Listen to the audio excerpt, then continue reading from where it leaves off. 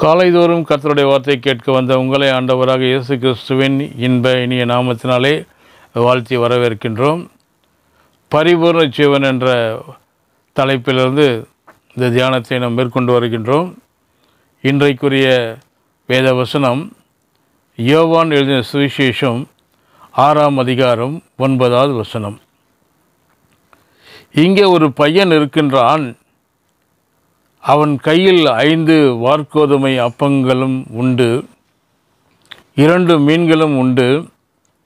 ஆனாலும் அவைகள் இத்தனை ஜனங்களுக்கு எம்மாத்திரம் என்றான். முதலாவதாக பிலிப்பு இந்த இயேசு வைத்த இந்த பரீட்சையில் தோல்வியை கண்டான். நேற்று தினத்தை பார்த்தோம்.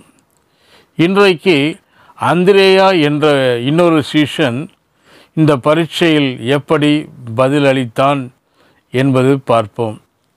அவன் இயேசுவிடம் இவனது வார்த்தைகளை கவனியுங்கள், இது எம்மாத்திரம் என்கின்றான்.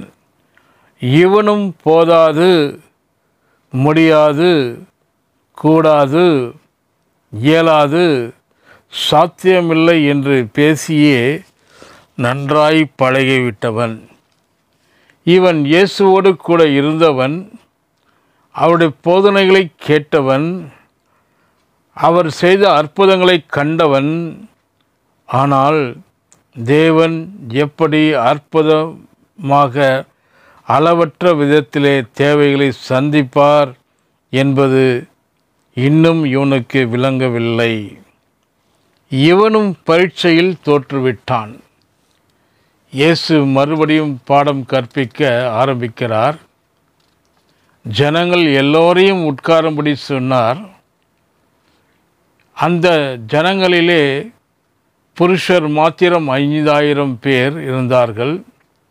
பெண்களையும் குழந்தைகளையும் சேர்த்தால் கிட்டத்தட்ட 15000 முதல் 20000 பேர் வரை இருந்திருப்பார்கள் என்று ஒரு கணக்கு சொல்லுகிறது.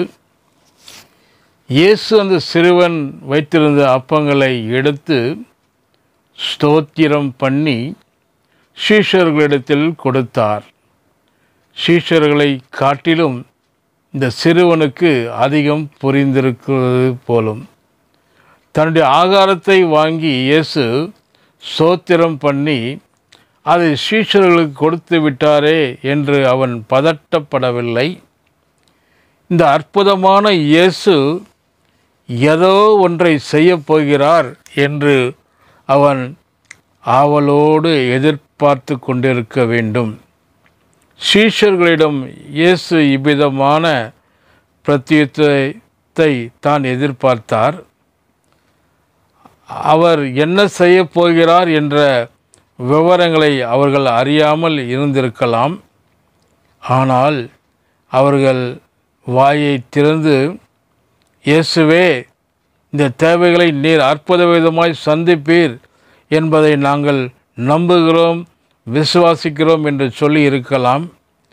இந்த குறைவு நிறைவாகும், எல்லோரும் சாப்பிட்டு திருப்தி அடைவார்கள், அது ஒன்றும் பெரிய காரியமில்லை என்று அவர்கள் சொல்லி இருக்கலாம்.